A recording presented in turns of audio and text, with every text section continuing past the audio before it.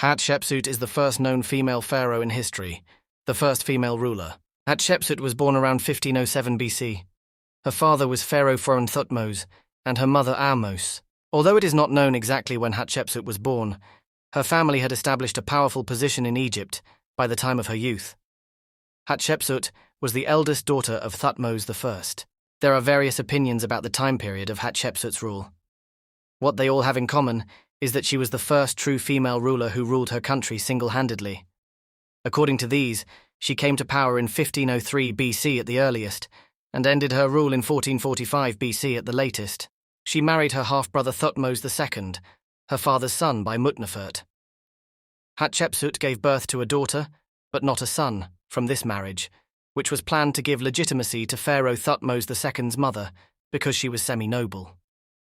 Pharaoh Thutmose II had a son, Thutmose III, from a harem girl. At the same time that Hatshepsut was pregnant with her second daughter, the woman in the harem was pregnant with a son. When the king died suddenly and unexpectedly, Thutmose III was raised by Hatshepsut, who continued in office because the boy was too young to take the throne.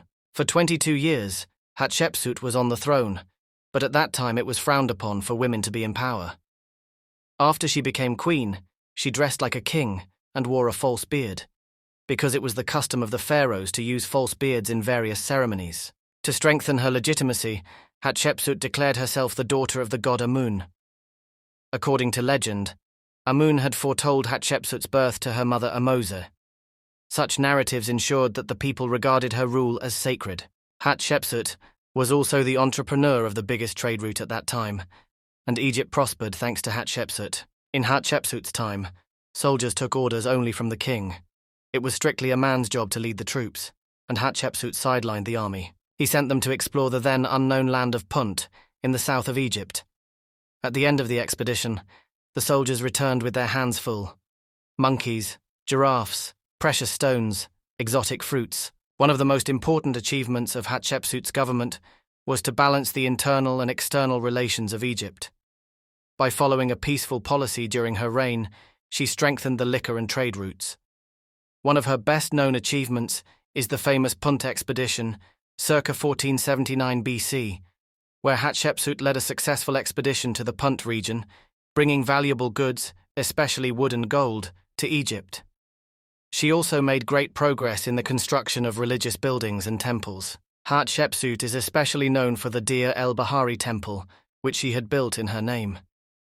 This temple is one of the largest and most impressive temples in Egypt.